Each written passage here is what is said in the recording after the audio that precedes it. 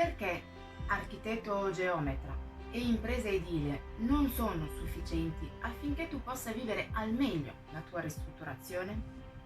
Ormai è un po' di tempo che ti parlo del mondo delle ristrutturazioni. Ho insistito sull'importanza del progetto parecchie volte. Ho parlato di molte insidie in cui ci si può imbattere. Ho dato dei suggerimenti su come scegliere la giusta impresa. Ho spiegato perché è importante scegliere prima di tutto il tecnico, che sia architetto o geometra. Mi rendo conto però che non ti ho spiegato il perché di una figura come la mia. Ti ho detto chi sono e anche perché da semplice interior designer ho deciso di occuparmi dell'intero processo di ristrutturazione. Ma se mi metto un attimo nei tuoi panni, immagino che da tutto il materiale potresti avere questo pensiero. Ok Virginie, ho capito che devo prima scegliere un architetto o un geometra, con lui fare un progetto dettagliato che comprenda l'arredo, di conseguenza scegliere l'impresa più adatta per i lavori, ma tu, tutto questo, cosa c'entri? È assolutamente comprensibile che tu ti ponga questa domanda, anzi, mi scuso con te per non avertelo spiegato prima. Allora, vediamo ora insieme perché è meglio avere anche una figura come la mia accanto a te durante la tua ristrutturazione. Vediamo perché architetto, geometra e impresa non sono sufficienti affinché tu possa viverla al meglio. Abbiamo visto che il primo passo da fare è quello di scegliere un architetto o un geometra che farà un'analisi approfondita della casa e delle tue desiderata per poter fare un progetto su misura e dettagliato. Ora, a meno che tu non traslochi e quindi abbia già tutto il necessario, è facile che tu debba occuparti della ricerca dell'arredamento e ti ho mostrato come sia importante pensare anche a questo aspetto in fase di progettazione per una miglior funzionalità degli ambienti. La maggior parte dei geometri e architetti però difficilmente si occupa della parte dell'arredamento. Sono davvero in pochi a farle e molti sanno guardare all'aspetto estetico ma non a quello funzionale. Inoltre sarà impegnato a fare il progetto e poi dovrà occuparsi di tutta la parte burocratica, credimi che è bella sostanziosa, e non potrà certo girare per negozi e vedere quali siano le soluzioni migliori per te. È ovvio che potresti farlo tu, ma a meno che tu non sia libero o abbia la possibilità di un periodo di ferie, il tuo tempo è limitato al weekend o a seconda di eventuali turni che potresti avere. Questo allunga di molto le tempistiche perché dovendo fare un progetto completo, geometra, architetto, aspetterà di avere le misure dei mobili che sceglierai per concluderlo e ovviamente per iniziare i lavori. Ti torna? Ecco quindi che una figura come la mia, entrando in gioco, accorcia queste tempistiche perché dopo un'approfondita intervista sui tuoi gusti può andare alla ricerca delle cose giuste. Non è che decido io per te, si intende, ma faccio una ricerca e una cernita, poi la scelta la facciamo insieme. Ma converrai con me che se io ho già fatto una scrematura e poi insieme prendiamo la decisione finale, i tempi si accorciano. Per quanto riguarda l'impresa edile, il discorso è molto simile. È palese che non possano seguirti ovunque. Loro sono dei lavoratori e sono sempre in cantiere. Non parliamone se sono artigiani.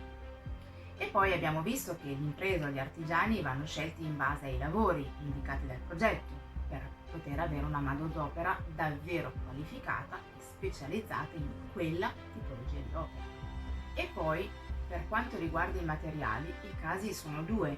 Ti affidi alle loro proposte, il che vuol dire non includere nel progetto e soprattutto avere una scelta limitata e nessuna idea del loro valore.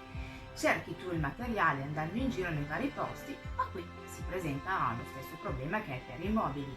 Andare in giro richiede tempo e questo farà slittare l'inizio dei lavori. Ora potresti pensare, ma perché deve ritardare i lavori? Se i mobili servono per fare il progetto, che cambia il tipo di piastrella o i sanitari sul progetto? Te lo spiego subito. È importante almeno per 3 motivi. 1. Ci sono vari tipi di materiali. Non esistono solo le piastrelle, potresti innamorarti del parquet o della resina. Tra l'altro, anche le piastrelle possono avere differenti spessori e quindi richiedere una preparazione diversa. Tra i materiali devi pensare anche alle porte, le buie battenti, scorrevoli interne, scorrevoli esterne e infine i sanitari. Se sono sospesi richiedono qualche attenzione in più. Ogni materiale ha una lavorazione diversa e, come detto prima, è importante conoscerla per poter scegliere una manodopera altamente specializzata e poter avere un preventivo corretto. Se sanno con esattezza quello che devono fare, è più facile fare un prezzo. 2. Se i materiali non li compri dall'impresa, dovrai pensare al trasporto e alla consegna. Difficilmente l'impresa se ne farà carico. Per il trasporto lo farà la ditta dove li compri, ma per la consegna ci deve essere qualcuno presente. È possibile che l'impresa sia disponibile visto che è in cantiere, ma non è obbligatorio. Non solo, dovrai cercare di organizzare in modo corretto il giorno della consegna affinché il materiale non arrivi in cantiere troppo tempo prima, perché sarebbe di intraggio, ma nemmeno troppo tardi, perché se no fermerai i lavori. 3. Inoltre, materiali e mobili vanno scelti insieme affinché siano in armonia, devono parlarsi tra di loro per un bel risultato.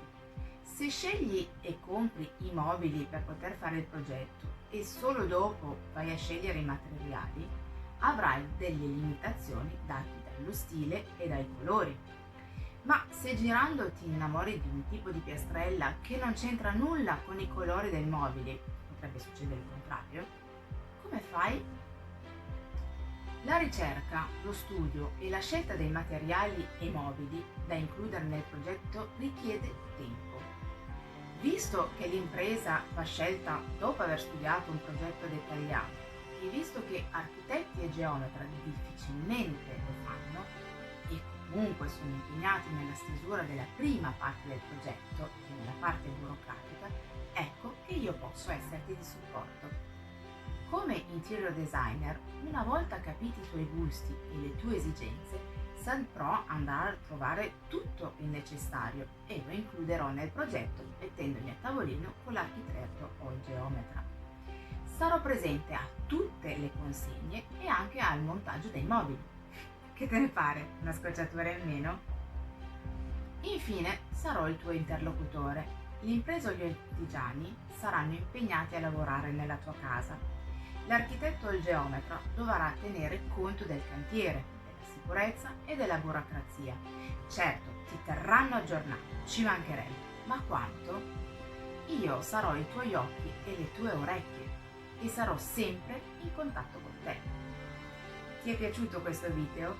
Fammelo sapere con un like o con un commento.